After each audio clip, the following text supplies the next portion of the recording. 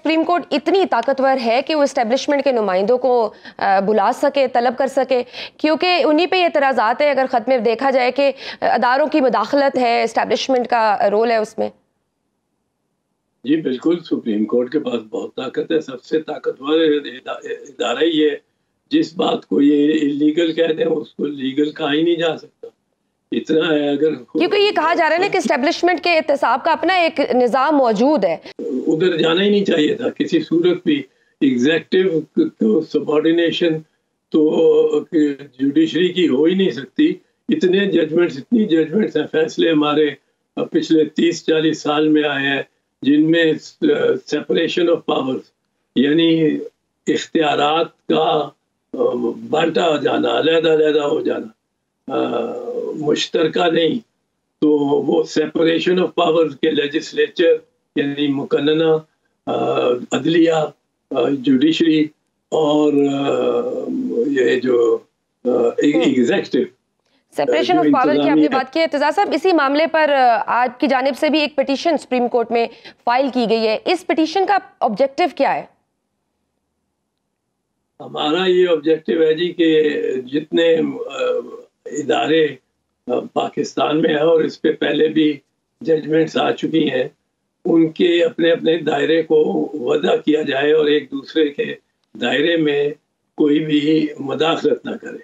ہم نے استدعا کی ہے کہ ریاستی اداروں کو کنٹرول کرنے کے لیے سپریم کورٹ ہدایات بھی جاری کرے اور احکامات بھی جاری کرے، اور جو احکامات سپریم کورٹ نے حتمی طور پہ کر دیے وہ فائنل ہے، وہ کسی پہ بھی کوئی بھی اس کو نظر انداز نہیں کر سکتا۔ تو اعتزاز صاحب، آپ اس کیس کا منطقی انجام کیا دیکھ رہے ہیں؟ کوئی انجام دیکھ بھی رہے ہیں؟ امید تو ہمیں بہت ہے۔ ٹھیک، اعتزاز صاحب سینٹ الیکشن کی بھی ہم بات کرنا چاہیں گے، آج سینٹ کے انتخابات بھی ہوئے۔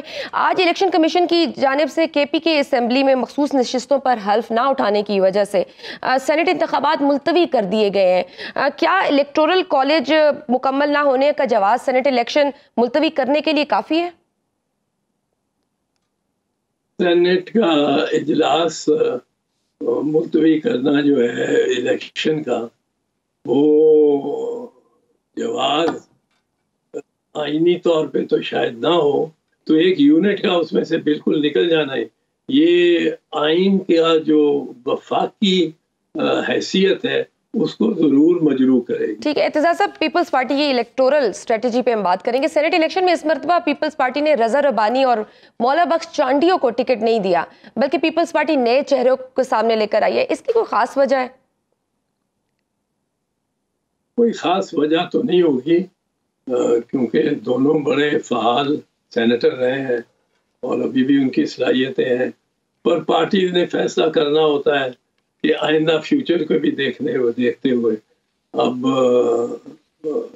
جب فیوچر کو دیکھتے ہیں تو شاید یہ پارٹی کا فیصلہ ہو، کیونکہ میں ان فیصلہ سازوں میں سے نہیں ہوں اور میں بھی اس میں معاملے میں بھی اسپیکولیٹ کر سکتا ہوں، اندازہ لگا سکتا ہوں کہ پارٹی نے، جو میرے تجربہ بھی ہے، یہ دیکھنا ہوگا کہ یہ 6 سال کے عرصے کے بعد ہم کیا ٹیم، کون سی ٹیم اتاریں گے ادھر میدان میں، سینٹ میں، تو اس کی آج سے تیاری ہونی چاہیے، کچھ لوگوں کو تجربہ دینا چاہیے۔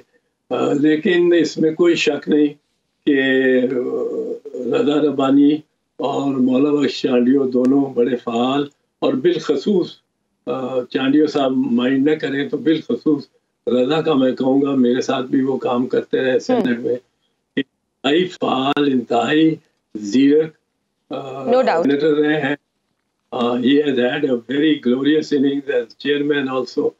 تو ان کا نقصان تو ہوگا پارٹی کو سینٹ میں ان کی عدم موجودگی کا، لیکن پارٹی نے، لیڈرشپ نے ان سارے باتوں کو سوچ کے ہی فیصلہ کیا ہوگا۔